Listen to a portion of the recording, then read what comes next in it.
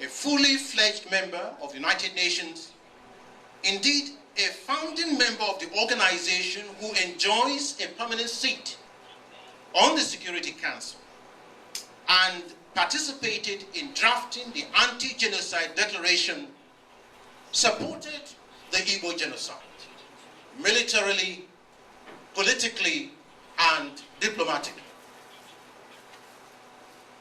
It is extraordinary that in his otherwise informative study, titled Crimes Against Humanity, The Struggle for Global Justice, that was published by Penguin Books in 1966, Jeffrey Robertson, a British human rights lawyer, a Queen's Counsel, does not discuss the Igbo genocide anywhere in his 759-page text, nor Britain's instrumental role in perpetrating this foundational genocide of post-European conquest Africa. Britain was deeply riled by the Igbo lead role in terminating its occupation of Nigeria and had since sought to punish them for this. A senior British Foreign Office official was adamant that his government's position on international relief supply effort to the encircled and bombarded Igbo was to, quote, show conspicuous zeal in relief, while in fact letting the little buggers starve out, unquote.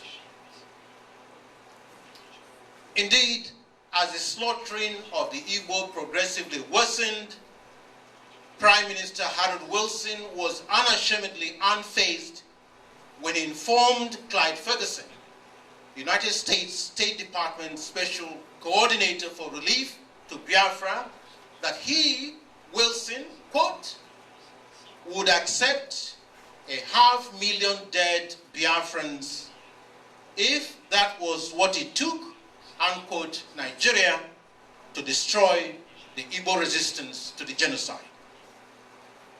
Such was the grotesquely expressed diminution of African life made by supposedly leading politician of the world of the 1960s, barely 20 years after the deplorable perpetration of the Jewish genocide.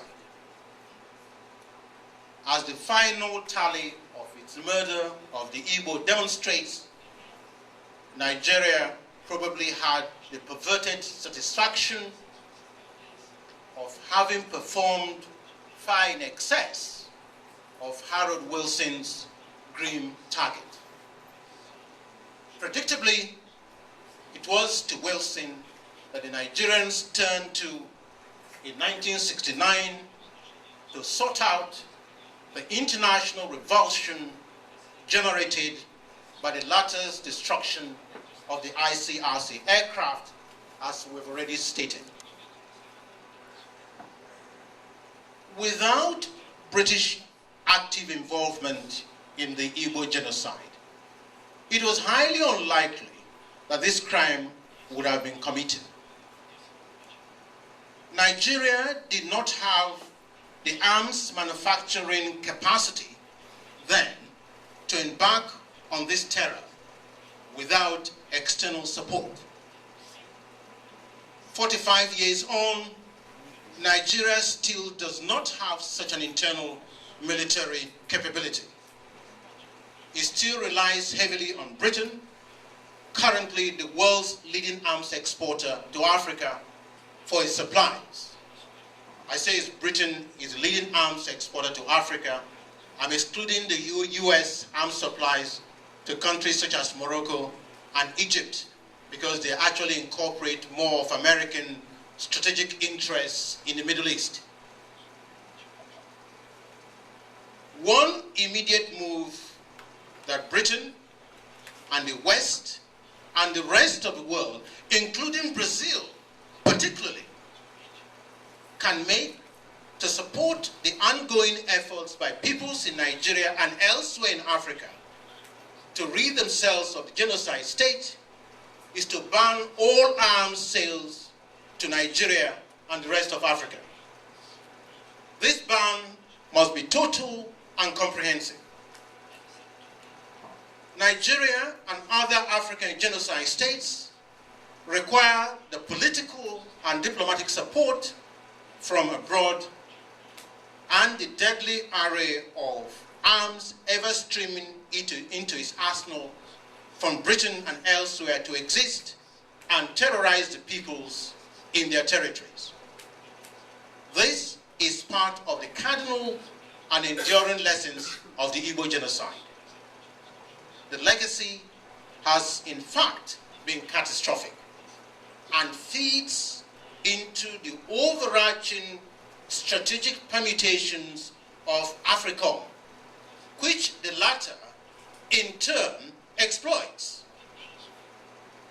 A total and comprehensive arms ban on Africa will radically advance the current hectic quest on the ground by peoples across the continent to construct democratic and extensively decentralized new state forms that guarantee and safeguard human rights, equality, and freedom for individuals and peoples, alternatives to the extant genocide state. Africans know very well that there are alternatives to the genocide state. They have both the vision and the capacity to create these alternatives. For Africans, indeed, the creation of these alternatives is imperative in this age of pestilence.